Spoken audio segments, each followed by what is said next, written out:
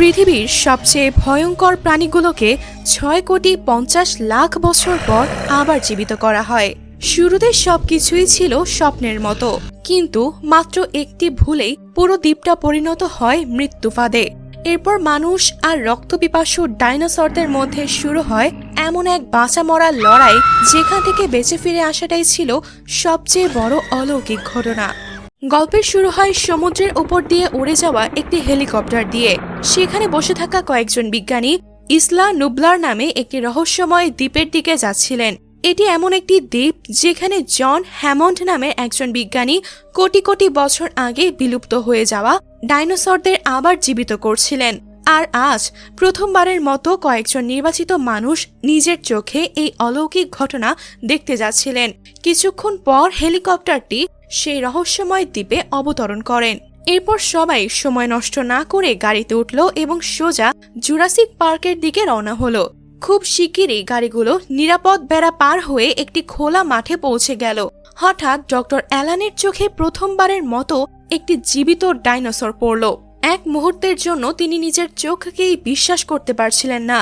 তিনি সঙ্গে সঙ্গে এলিকেও সেদিকে তাকাতে বললেন। এত বিশাল প্রাণীকে সামনে দেখে এলিও অবাক হয়ে গেল।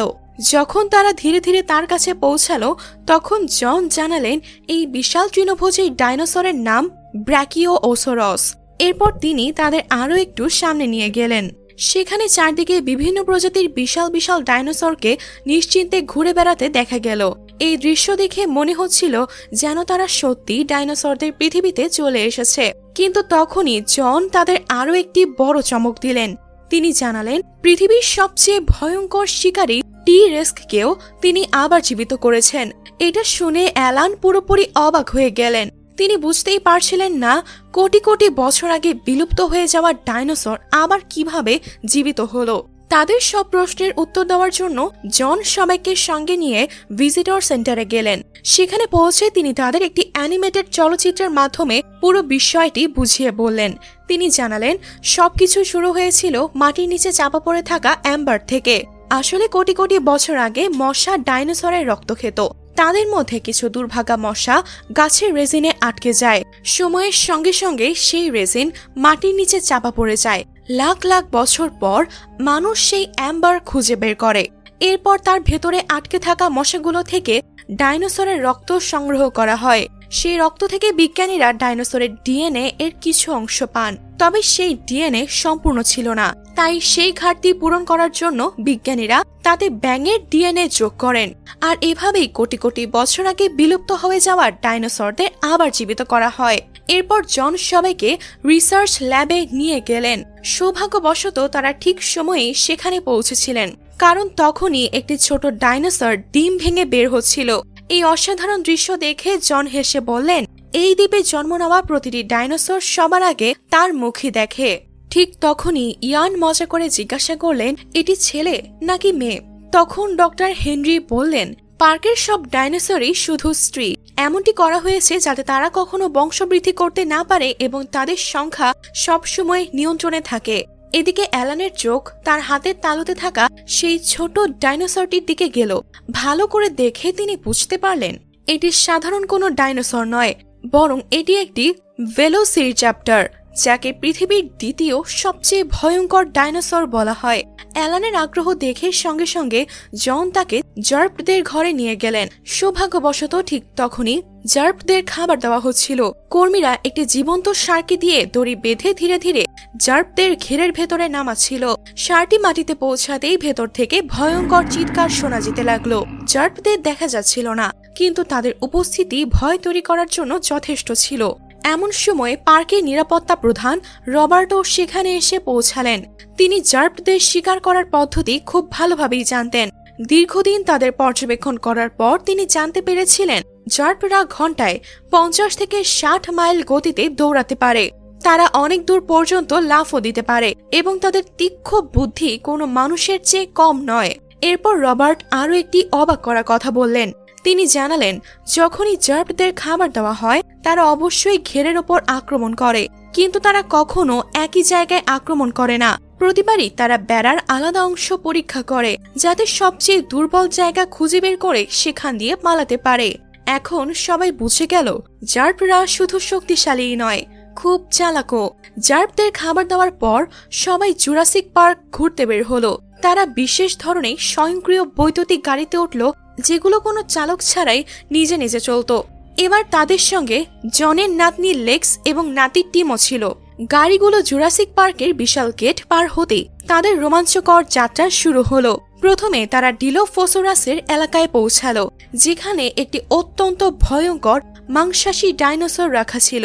সবাই খুব আগ্রহ নিয়ে তার প্রথম ঝলক দেখার অপেক্ষা করছিল, কিন্তু এবার ভাগ্য তাদের সঙ্গ দিল না, কারণ তারা ভুল সময়ে সেখানে পৌঁছেছিল। অনেকক্ষণ অপেক্ষা করার পরও তারা তাকে এক ঝলকও দেখতে পেল না। শেষ পর্যন্ত হতাশ হয়ে গাড়ির সামনে এগিয়ে গেল। কিছুক্ষণ পর সবাই পার্কের সবচেয়ে ভয়ঙ্কর শিকারী টি রেক্সের ঘেরে পৌঁছালো, কিন্তু এখানেও তারা হতাশ হলো, কারণ পুরো ঘেরে টি রেক্সের কোনো চিহ্নই ছিল না। অতিথিদের হতাশ দেখে জন সঙ্গে সঙ্গে একটি জীবন্ত ছাগল ছেড়ে দেওয়ার নির্দেশ দিলেন, যাতে তার গন্ধ পেয়ে টি রেক্স বাইরে আসে। কিন্তু অনেকক্ষণ অপেক্ষা করার পরও টি রেক্স বের হলো না। তখন অ্যালান হেসে বললেন, টি রেক্সের স্বভাবই এমন, তার সামনে এনে দেওয়া খাবার একদমই পছন্দ নয়, বরং সে নিজের শিকার নিজেই মেরে খেতে পছন্দ করে। টানা দ্বিতীয়বারও ডাইনোসর দেখতে না পেরে সবাই সামনে এগিয়ে গেল। হঠাৎ অ্যালানের চোখ ঝোপের মধ্যে পড়ে থাকা একটি বিশাল ডাইনোসরের ওপর পড়ল। তিনি এক মুহূর্ত দেরি না করে চলন্ত গাড়ির দরজা খুলে বাইরে লাফ দিলেন।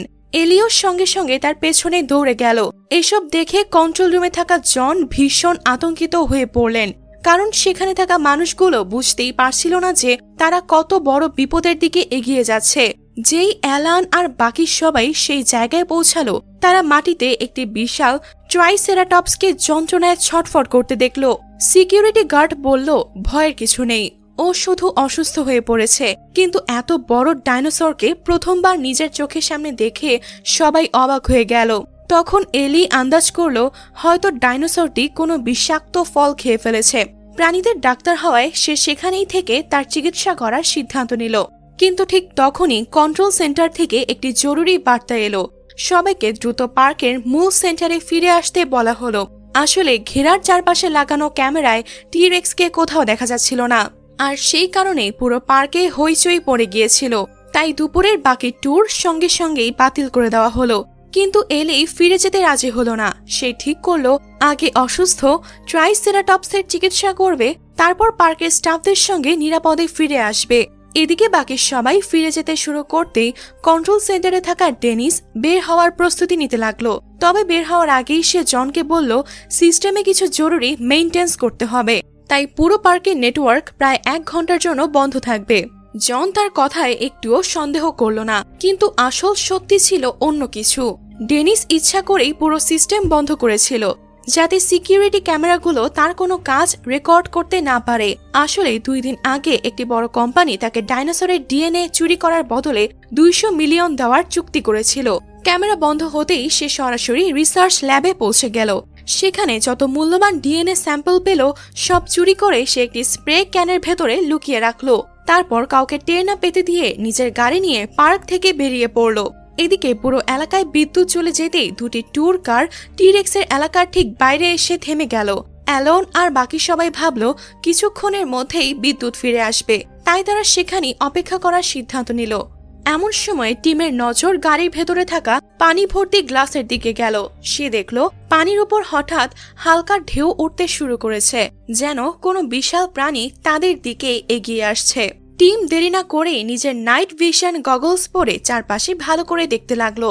তখন তার নজর পড়ল সেই জায়গায় যেখানে দিনের বেলা টি-রেক্সকে টানার জন্য একটি ছাগল বেঁধে রাখা হয়েছিল, কিন্তু এখন সেখানে ছাগলের কোনো চিহ্নই নেই। কেউ কিছু বুঝে ওঠার আগেই রক্তে ভেজা একটি ছাগলের পা সোজা গাড়ির কাছের উপর এসে পড়ল। এটা দেখে সবার রক্ত হিম হয়ে গেল। ঠিক তখনই পার্কের সবচেয়ে ভয়ঙ্কর শিকারী টি-রেক্স তাদের গাড়ি ঠিক সামনে এসে দাঁড়ালো। এত কাছে টি-রেক্সকে দেখে ডোনাল্ড ভয়ে কাঁপতে লাগলো। সে 2 শিশুকে গাড়িতেই রেখে নিজের প্রাণ বাঁচাতে বাইরে দৌড়ে গেল। দৌড়াতে দৌড়াতে রাস্তার ধারে থাকা একটি ছোট টয়লেটের ভেতরে গিয়ে লুকিয়ে পড়ল। এদিকে বিদ্যুৎ না থাকায় টি-রেক্স খুব সহজেই বেড়া ভেঙে বাইরে বেরিয়ে এসেছিল। পরিস্থিতি খারাপ হতে দেখে অ্যালান সঙ্গে সঙ্গে ইয়ানকে বলল একদম নড়বে না, কারণ রাতে টি-রেক্সের চোখে প্রথমে নড়াচড়া করা জিনিসই ধরা পড়ে। এদিকে সামনের গাড়িতে থাকা লেক্স আর টিম এসবের কিছুই জানতো না। লেক্স দ্রুত গাড়ির ডিকি থেকে একটি টর্চ বের করে সাহায্যের জন্য আলো জ্বালিয়ে ইশারা করতে লাগলো, কিন্তু তার এই ভুলটাই তার জন্য বিপদ ডেকে আনলো। কারণ টর্চের আলো সরাসরি টি-রেক্সের দৃষ্টি তাদের দিকে টেনে নিল। সে অ্যালানের গাড়ি ছেড়ে সরাসরি শিশুদের গাড়ির সামনে চলে এলো। এত বিশাল ডাইনোসরকে সামনে দেখে টিম ভয়ে জমে গেল, তবুও সে সাহস হারালো না। ধীরে করে গাড়ির খোলা জানালাটা বন্ধ করে দিল। তবুও দুই ভাই বোন ভয়ে কাঁপছিল। তারা একদম নড়াচড়া না করে শুধু প্রার্থনা করছিল কোনোভাবে যেন টি-রেক্স সেখান থেকে চলে যায়। কিন্তু গাড়ির ভেতরে জ্বলতে থাকা টর্চের তীব্র আলো তাকে আরো ক্ষিপ্ত করে তুলল। সে প্রচন্ড গর্জন করে পুরো শক্তি দিয়ে গাড়ির উপর আক্রমণ চালালো। যদিও শক্ত কাচের কারণে সে দুটি শিশুর কাছে পৌঁছাতে পারল না, কিন্তু এতে তার রাগ আরো বেড়ে গেল। সে এক ধাক্কায় পুরো গাড়িটাই উল্টে দিল এবং সেটাকে টুকরো টুকরো করার চেষ্টা করতে লাগলো। গাড়ির ভেতরে আটকে থাকা লেক্স আর টিম ধীরে ধীরে কাদার মধ্যে ডুবে যেতে লাগলো। এটা দেখে অ্যালান এক মুহূর্ত দেরি করল না। সে সঙ্গে সঙ্গে একটি ফ্লেয়ার গান নিয়ে গাড়ি থেকে বেরিয়ে এসে সেটি জ্বালিয়ে টি-রেক্সের মনোযোগ নিজের দিকে টানতে লাগলো। তার পরিকল্পনা প্রায় সফলই হয়ে গিয়েছিল, কিন্তু ঠিক তখনই ইয়ান আরেকটি ফ্লেয়ার জ্বালিয়ে বাইরে বেরিয়ে এসে টি-রেক্সকে নিজের দিকে ডাকতে লাগলো। ফলে টি-রেক্স দিক বদলে ইয়ানের পেছনে ছুটতে শুরু করলো। ইয়ান সঙ্গে সঙ্গে উল্টো দিকে প্রাণপণে দৌড়াতে লাগলো। দৌড়াতে দৌড়াতে সে তার হাতে থাকা ফ্লেয়ারটাও দূরে ছুড়ে দিল, যাতে টি-রেক্স তার পিছু ছেড়ে দেয়। কিন্তু টি-রেক্স সেই জ্বলন্ত আলো ছেড়ে সরাসরি ইয়ানের পেছনে ধাওয়া করতে লাগলো। দুর্ভাগ্যবশত ইয়ান যেদিকে দৌড়াচ্ছিল সেই দিকেই ছিল সেই ছোট্ট টয়লেট যেখানে ডোনাল্ড লুকিয়েছিল। পরের মুহূর্তেই টি-রেক্স প্রচন্ড শক্তি দিয়ে টয়লেটটিতে ধাক্কা মারল। হঠাৎ আঘাতে ইয়ান দূরে ছিটকে পড়ে অজ্ঞান হয়ে গেল। কিন্তু সবচেয়ে বড় বিপদে পড়ল ডোনাল্ড। এখন তার মুখোমুখি সরাসরি টি-রেক্স। সে কিছু বুঝে ওঠার আগেই টি-রেক্সের মনোযোগ অন্যদিকে সরে যেতেই অ্যালান দ্রুত শিশুদের গাড়ি থেকে বের করতে শুরু করলো, কিন্তু টিম তখনও পুরোপুরি বের হতে পারেনি। এমন সময় টি-রেক্স আবার তাদের সামনে এসে হাজির হলো। এটা দেখে লেক্স জোরে চিৎকার করে উঠল, কিন্তু অ্যালান সঙ্গে সঙ্গে তার মুখ চেপে ধরল যাতে তাদের আওয়াজটি টি-রেক্সের কানে না পৌঁছায়। ভাগ্যক্রমে এই কৌশল কাজ করলো। টি-রেক্স তাদের আক্রমণ করলো না, বরং সে বারবার উল্টে থাকা সেই গাড়িটাকে মাথা দিয়ে ধাক্কা দিতে লাগলো। গাড়িটি যেদিকে ঘুরত অ্যালান আর লেক্সও সঙ্গে সঙ্গে সেদিকে নিজেদের অবস্থান বদলে নিত, যাতে প্রতিবারই টি-রেক্সের চোখ এড়িয়ে যেতে পারে। কিন্তু কিছুক্ষণের মধ্যেই টি-রেক্সের একের পর এক ধাক্কায় অ্যালান আর লেক্স খাদের একেবারে কিনারায় পৌঁছে গেল। এখন তাদের বাঁচার আর কোনো পথ ছিল না। পরিস্থিতি আরো ভয়াবহ হতে দেখে অ্যালান এক মুহূর্ত দেরি না করে লেক্সকে নিজের পিঠে তুলে নিল এবং একটি স্টিলের তার ধরে ধীরে ধীরে নিচে নামতে শুরু করলো।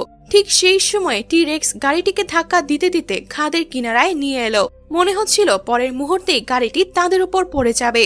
বিপদ বুঝতে পেরে অ্যালান সমস্ত শক্তি দিয়ে স্টিলের তারটি দোলালো আর দুজনই অপর পাশে পৌঁছে গেল। এভাবেই তারা মৃত্যুর মুখ থেকে অল্পের জন্য বেঁচে গেল। এদিকে কন্ট্রোল সেন্টারে জন আর তার দল যে কোনোভাবে বিদ্যুৎ ফিরিয়ে আনার চেষ্টা করছিল, কিন্তু সিস্টেম লক হয়ে থাকার কারণে অনেক মূল্যবান সময় নষ্ট হয়ে যাচ্ছিল।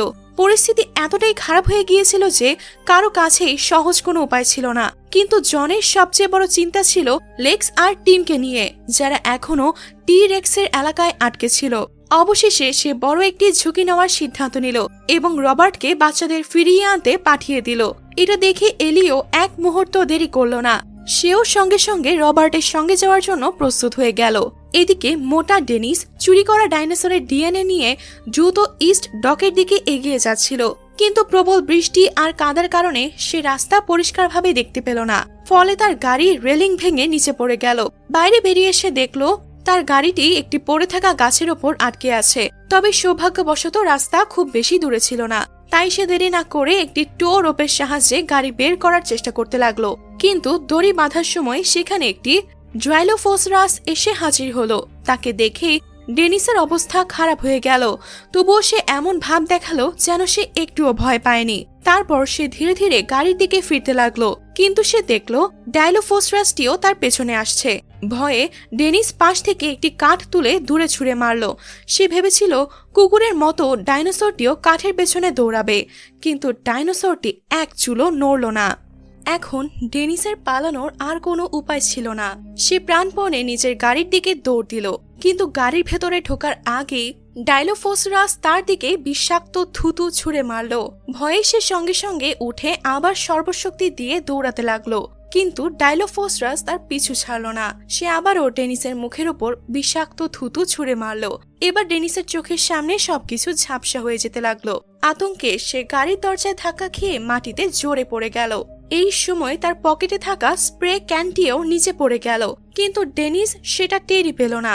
সে কোনো মতে উঠে দ্রুত গাড়ির ভেতরে গিয়ে লুকিয়ে পড়ল। তার মনে হলো এবার হয়তো সে বেঁচে গেছে, কিন্তু পরের মুহূর্তেই তার পায়ের তলার মাটি সরে গেল, কারণ ডাইলোফোসরাস ইতিমধ্যেই গাড়ির ভেতরে ঢুকে পড়েছিল। মাত্র কয়েক সেকেন্ডের মধ্যেই ডাইনোসর ডেনিসকে সেখানেই মেরে ফেলল, আর তার চুরি করা ডাইনোসরের ডিএনএ চিরতরে মাটির নিচে চাপা পড়ে গেল। এদিকে অ্যালান আর লেক্স এখনো টি-রেক্সের এলাকায় আটকে ছিল। অন্যদিকে টিম তার ট্যুর কার সহ একটি উঁচু গাছে ঝুলেছিল। প্রতিটি মুহূর্তের সঙ্গে তার মৃত্যুর ঝুঁকি বাড়ছিল। তাই অ্যালান এক মুহূর্ত দেরি না করে তাকে বাঁচানোর জন্য গাছে উঠতে শুরু করলো। অনেক কষ্টের পর সে কোনোভাবে টিমের কাছে পৌঁছালো। গাড়ির ভেতর তাকিয়ে সে দেখলো টিম এখনো বেঁচে আছে, কিন্তু টি-রেক্স আবার ফিরে আসার আগেই অ্যালান সাবধানে টিমকে গাড়ি থেকে বের করে নিজের সঙ্গে নিচে নামতে শুরু করলো। কিন্তু বিপদ তখনও কাটেনি। তারা নিচে নামতে শুরু করতেই গাছে আটকে থাকা ট্যুর কারটিও ধীরে ধীরে পিছলে নামতে শুরু করলো। সৌভাগ্যবশত মোটা ডালগুলো তার গতি অনেকটাই কমিয়ে দিয়েছিল। সেই সুযোগে অ্যালান আর টিম দ্রুত নেমে এলো, কিন্তু পরের মুহূর্তেই ভারী গাড়িটি সোজা তাদের ওপর এসে পড়ল। যখন তারা সেখানে পৌঁছালো তখন রবার্ট বুঝতে পারল যে র্যাপ্টরগুলো আশেপাশেই কোথাও রয়েছে। সে সঙ্গে সঙ্গে এলিকে পাওয়ার রুমের দিকে দৌড়ে যেতে বলল, আর নিজে র্যাপ্টরগুলোকে আটকানোর জন্য সেখানেই থেকে গেল। কিছুক্ষণের মধ্যেই এলি কোনোভাবে নিরাপদে পাওয়ার রুমের ভেতরে পৌঁছে যায়, কিন্তু রবার্টের ভাগ্য এত ভালো ছিল না। রবার্টের চোখে একটি র্যাপ্টর পড়তেই সে সঙ্গে সঙ্গে তার দিকে বন্দুক তাক করলো, কিন্তু গুলি ছোড়ার আগেই ঝোপের আড়াল থেকে আরেকটি র্যাপ্টর বেরিয়ে এলো, আর পরের মুহূর্তেই রবার্ট তার শিকার হয়ে গেল। অন্যদিকে অ্যালান বাচ্চাদের নিয়ে জঙ্গল থেকে বের হতেই দেখলো অনেক গ্যালিমাইমাস ডাইনোসর প্রাণ বাঁচাতেই দৌড়ে পালাচ্ছে। এটা দেখে অ্যালান সঙ্গে সঙ্গে দুই শিশুকে নিয়ে একটি শুকনো গাছের আড়ালে লুকিয়ে পড়ল। পরের মুহূর্তেই তারা বুঝতে পারল এই হুড়োহুড়ির আসল কারণ কি। আসলে টি-রেক্স শিকার করার জন্য তাদের পিছু নিয়েছিল। বহু বছর খাঁচায় বন্দি থাকার পর এখন সে পুরোপুরি মুক্ত ছিল এবং নিজের ইচ্ছা মতো শিকার করছিল। তবে সৌভাগ্যবশত তার নজর ওই তিনজনের ওপর পড়েনি। সুযোগ পেতেই অ্যালান বাচ্চাদের নিয়ে চুপচাপ সেখান থেকে বেরিয়ে গেল। কিছুক্ষণ পর তারা পার্কের ইলেকট্রিক ফেন্সের কাছে পৌঁছালো। অ্যালান প্রথমে নিজের ফেন্সে হাত দিয়ে পরীক্ষা করলো। যখন সে নিশ্চিত হলো যে ফেন্সে বিদ্যুৎ নেই তখন সে বাচ্চাদের এগিয়ে যেতে ইশারা করলো। পরের মুহূর্তেই তিনজন সাবধানে ফেন্স পার হতে শুরু করলো, কিন্তু অ্যালানের কোনো ধারণাই ছিল না যে জনের নির্দেশে এলি পার্কের বিদ্যুৎ একে একে আবার চালু করছে। যদিও অ্যালান আর লেক্স নিরাপদে নিচে নেমে গেল, কিন্তু টিম তখনও ফেন্সের উপর ঝুলেছিল। ঠিক তখনই হঠাৎ ফেন্সের অ্যালার্ম বেজে উঠল। অ্যালান সঙ্গে সঙ্গে তাকে নিচে লাফ দিতে বলল, কিন্তু ঠিক সেই মুহূর্তেই ফেন্সে বিদ্যুৎ চলে এলো। প্রচন্ড বিদ্যুতের ঝটকায় টিম নিচে মাটিতে পড়ে গেল। এদিকে পাওয়ার রুমে থাকা এলি বিদ্যুৎ ফিরে আসায় খুশি হচ্ছিল, কিন্তু ঠিক তখনই একটি র্যাপ্টর হঠাৎ তার পেছনে এসে পড়ল। সৌভাগ্যবশত তাদের মাঝখানে থাকা মোটা বৈদ্যুতিক ক্যাবলটির কারণে র্যাপ্টর সঙ্গে সঙ্গে এলির কাছে পৌঁছাতে পারল না। সুযোগ পেতেই এলি দৌড়ে বাইরে বেরিয়ে এসে সঙ্গে সঙ্গে লোহার গেট বন্ধ করে দিল। এতে সে কয়েক মুহূর্তের জন্য স্বস্তি পেল। এদিকে অ্যালানের একের পর এক চেষ্টায় শেষ পর্যন্ত টিমের প্রাণ বেঁচে গেল। এরপর অ্যালান দুই শিশুকে নিরাপদে ভিজিটর সেন্টারে নিয়ে এলো। সে তাদের বলল তারা যেন এখানে লুকিয়ে থাকে, কারণ সে বাইরে গিয়ে অন্যদের খুঁজতে যাচ্ছে। কিন্তু অ্যালান সেখান থেকে বেরিয়ে যেতেই লেক্সের চোখ হঠাৎ করে একটি র্যাপ্টরের উপর পড়ল, যে নিঃশব্দে ভিজিটর সেন্টারে ঢুকে পড়েছিল। বিপদ বুঝতে পেরে লেক্স সঙ্গে সঙ্গে টিমের হাত ধরলো, আর দুজন প্রাণ বাঁচানোর জন্য রান্নাঘরের দিকে দৌড়ে গেল। এদিকে কন্ট্রোল সেন্টারের বেসমেন্টে অ্যালানের সঙ্গে অবশেষে এলি এবং বাকিদের দেখা হলো। সেখানে পৌঁছেই অ্যালান জানতে পারলো যে র্যাপ্টরগুলো তাদের খাঁচা থেকে বেরিয়ে গেছে। এলি বলল এই র্যাপ্টরগুলো সাধারণ ডাইনোসর নয়, এরা এতটাই বুদ্ধিমান যে নিজেদের নখ দিয়েই দরজা খুলতে পারে। আর পরের মুহূর্তেই কথাটা সত্য প্রমাণ হলো, কারণ একটি র্যাপ্টর সত্যি রান্নাঘরের দরজা খুলে ফেলেছিল। কিন্তু সবচেয়ে ভয়ঙ্কর বিষয় ছিল দরজা খোলার সঙ্গে সঙ্গে সে একা ভেতরে ঢোকেনি। সে জোরে জোরে চিৎকার করতে শুরু করলো। কিছুক্ষণের মধ্যে আরেকটি র্যাপ্টর সেখানে এসে পৌঁছায়। তারপর দুজনে মিলে সরাসরি রান্নাঘরের ভেতরে ঢুকে লুকিয়ে থাকা দুই ভাই বোনকে খুঁজতে শুরু করে। নিজেদের প্রাণ বাঁচানোর জন্য লেক্স টিমকে নিয়ে এক জায়গা থেকে আরেক জায়গায় লুকিয়ে বেড়াতে থাকে, কিন্তু এই বিশৃঙ্খলার মাঝেই টিম পিছিয়ে পড়ে। র্যাপ্টরটি ঠিক তাকে দেখে ফেলতে যাচ্ছিল, এমন সময় টিম দৌড়ে এসে এক কোণে লুকিয়ে পড়ে। কিছু মুহূর্তের জন্য মনে হয় বিপদ কেটে গেছে, কিন্তু হঠাৎ টিমের পাশে রাখা একটি চামচ নিচে পড়ে যায়। শব্দ শুনেই দুটি র্যাপ্টরের নজর সেদিকে চলে যায় এবং তারা ধীরে ধীরে টিমের দিকে এগিয়ে আসে। এটা দেখে লেক্স এক মুহূর্ত দেরি না করে পাশে পড়ে থাকা একটি চামচ তুলে নিয়ে সমস্ত শক্তি দিয়ে মেঝেতে ছুঁড়ে মারে। শব্দ শুনে র্যাপ্টরের নজর টিমের দিক থেকে সরে লেক্সের দিকে চলে যায়। লেক্স সঙ্গে সঙ্গে পাশে থাকা একটি আলমারির ভেতর ঢুকে পড়ে, কিন্তু দরজাটি মাঝ পথেই আটকে যায়। সে সমস্ত শক্তি দিয়ে দরজা বন্ধ করার চেষ্টা করতে থাকে, তবুও বন্ধ করতে পারে না। ঠিক তখনই র্যাপ্টরটি তার পুরো গতিতে ছুটে আসে। আসলে সে যাকে সত্যিকারের লেক্স ভেবেছিল সেটা ছিল শুধুই তার প্রতিচ্ছবি।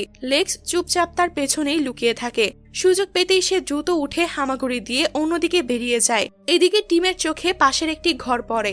সে আর দেরি না করে পুরো শক্তি দিয়ে সেদিকে দৌড় দেয় এবং পেছনে থাকা র্যাপ্টরটিও তার সঙ্গে পিছু নেয়। কিন্তু টিম আর লেক্স ঠিক এই সুযোগটাই চায়। তারা বুদ্ধি করে র্যাপ্টরটিকে ঘরের ভেতরে আটকে বাইরে থেকে দরজা লাগিয়ে দেয়। এরপর তারা আর একবারও পেছনে না তাকিয়ে দ্রুত রান্নাঘর থেকে বেরিয়ে যায়। কিন্তু তারা দুজনেই জানে না যে অজ্ঞান হয়ে পড়ে থাকা দ্বিতীয় র্যাপ্টরটি আবার জ্ঞান ফিরে পায়। এদিকে দৌড়াতে দৌড়াতে লেক্স আর টিম হলরুমে পৌঁছাতেই সামনে থেকে অ্যালান আর এলিও সেখানে এসে পৌঁছায়। তারা সবাই জানতে পারে যে এখনো একটি র্যাপ্টর মুক্ত অবস্থায় ঘুরে বেড়াচ্ছে, তাই এক মুহূর্ত দেরি না করে সরাসরি বেসমেন্টের দিকে দৌড়ে যায়। ভয়ে এলি দ্রুত কম্পিউটারের দিকে ছুটে যায় যাতে ইলেকট্রনিক দরজাটি বন্ধ করা যায়, কিন্তু কয়েক সেকেন্ডের মধ্যে র্যাপ্টরটিও সেখানে এসে পৌঁছায়। দরজা পুরোপুরি বন্ধ হওয়ার আগেই সে ভেতরে ঢোকার চেষ্টা করে। অ্যালান সমস্ত শক্তি দিয়ে তাকে বাইরে ঠেকিয়ে রাখে। বিপদ বাড়তে দেখে এলিও আবার ফিরে আসে এবং দুজনে মিলে প্রাণপণে ইলেকট্রনিক দরজাটি বন্ধ করার চেষ্টা করতে থাকে। এখন অ্যালান আর এলির বেঁচে থাকার শেষ আশা থাকে লেক্স। এটা দেখে লেক্স সঙ্গে সঙ্গে কম্পিউটারের সামনে বসে আবার পুরো সিস্টেম চালু করতে শুরু করে। এদিকে অ্যালান আর এলির শক্তি ধীরে ধীরে ফুরিয়ে আসে, কিন্তু ঠিক শেষ মুহূর্তে লেক্স সিস্টেমটিকে চালু করে দেয়। পরের মুহূর্তেই ইলেকট্রনিক লক সক্রিয় হয়ে দরজাটি পুরোপুরি বন্ধ হয়ে যায়। এখন পুরো পার্কের সিস্টেম আবার সচল হয়ে যায়। এটা দেখে অ্যালান আর দেরি না করে ফোন তুলে জনকে দ্রুত একটি হেলিকপ্টার পাঠাতে বলে, কিন্তু ঠিক তখনই র্যাপ্টরটি কাচের জানালায় আক্রমণ শুরু করে। এটা দেখে সবাই দ্রুত উপরের সিঁড়ির দিকে দৌড়ে যায়। র্যাপ্টরটি কাচ ভেঙে ভেতরে ঢুকতেই সবাই কোনো মতে ভেন্টিলেশন ডাক্টের ভেতরে ঢুকে পড়ে, কিন্তু র্যাপ্টরটিও কম চালাক নয়। সে নিচে দাঁড়িয়ে তাদের প্রতিটি নড়াচড়ার উপর নজর রাখতে থাকে। হঠাৎই তার চোখ লেক্সের উপর পড়ে। সে বিদ্যুতের গতিতে লাফিয়ে উঠে লেক্সকে আকাশে ছুঁড়ে ফেলে, কিন্তু অ্যালান এক মুহূর্ত দেরি না করে তাকে জোরে লাথি মারে। ফলে র্যাপ্টরটি নিচে পড়ে যায়। তবে সেই ধাক্কায় লেক্সের ভারসাম্য নষ্ট হয় এবং সে নিচে ঝুলে পড়ে। অ্যালান সঙ্গে সঙ্গে লেক্সের হাত ধরে তাকে উপরে টেনে তোলে। এভাবেই সে র্যাপ্টরের চোয়াল থেকে বেঁচে যায়। কিছুক্ষণ পর তারা তিনজন ভেন্টিলেশন ডাক্ট থেকে বের হয়ে এক্সিবিশন হলের উপরে পৌঁছে যায়। তারা ডাইনোসরের কঙ্কাল ধরে নিচে নামতে থাকে, কিন্তু ঠিক তখনই তাদের পিছু নেওয়া র্যাপ্টরটিও সেই কঙ্কালের উপর লাফিয়ে পড়ে। অতিরিক্ত ওজন পড়তেই পুরনো হাড়গুলো কাঁপতে শুরু করে এবং সেগুলো ধরে রাখা বেল্টগুলো একে একে ঢিলে হয়ে যায়। পরের মুহূর্তেই ডাইনোসরের কঙ্কাল ধপাস করে নিচে ভেঙে পড়ে। সৌভাগ্যবশত অ্যালান ও বাকিরা বেঁচে যায়, কিন্তু তারা সামলে ওঠার আগেই দুটি র্যাপ্টর তাদের সামনে এসে দাঁড়ায়। এখন মনে হয় তাদের মৃত্যু নিশ্চিত, কিন্তু তখনই হঠাৎ টি রেক্স সেখানে এসে হাজির হয়। সে এক মুহূর্ত দেরি না করে একটি র্যাপ্টরকে নিজের চোয়ালে চেপে ধরে মাটিতে জোরে আছাড় মারে। এটা দেখে দ্বিতীয় র্যাপ্টরটি সমস্ত শক্তি দিয়ে সরাসরি টি রেক্সের ওপর ঝাঁপিয়ে পড়ে এবং তার পিঠে উঠে একের পর এক আক্রমণ করতে থাকে। টি রেক্স আর র্যাপ্টরদের এই লড়াইয়ের সুযোগ নিয়ে অ্যালান সঙ্গে সঙ্গে সবাইকে নিয়ে এক্সিবিশন হল থেকে বেরিয়ে যায়। বাইরে পৌঁছাতেই জন গাড়ি নিয়ে সেখানে এসে যায়। সবাই দ্রুত গাড়িতে উঠে পুরো গতিতে সেখান থেকে বেরিয়ে যায়। এদিকে তাদের চলে যাওয়ার পর হলের ভেতরে চলতে থাকা ডাইনোসরদের লড়াইয়েরও শেষ সিদ্ধান্ত হয়ে যায়। প্রায় 6,50,00,000 বছর পর টি রেক্স আবার প্রমাণ করে দেয় বাপ তো বাপই হয়। কিছুক্ষণ পর অ্যালান, জন এবং বাকিরা নিরাপদে হেলিকপ্টারে উঠে সেই ভয়ঙ্কর দ্বীপ চিরতরের জন্য ছেড়ে চলে যায়। হেলিকপ্টারে বসে জনের চোখ তার হাতে ধরা অ্যাম্বার ফসিলের দিকে পড়ে। সেই মুহূর্তেই সে বুঝতে পারে তার কোটি কোটি টাকার স্বপ্ন পুরোপুরি ধ্বংস হয়ে গেছে। কিন্তু ডাইনোসরদের গল্প এখানেই শেষ হয় না। কারণ জঙ্গলে কোথাও হারিয়ে যাওয়া চুরি হওয়া ডাইনোসরের ডিএনএ এবং জঙ্গলে পাওয়া ভাঙা ডাইনোসরের ডিম এই দুটোই প্রমাণ করে যে এই রহস্যময় দ্বীপে এখনো এমন অনেক রহস্য লুকিয়ে আছে যার পর্দা পরের পার্টে উঠবে। তোমাদের কি মনে হয় এটার পার্ট 2ও কি বানানো উচিত? কমেন্ট করে অবশ্যই জানিও। ওকে, বাই।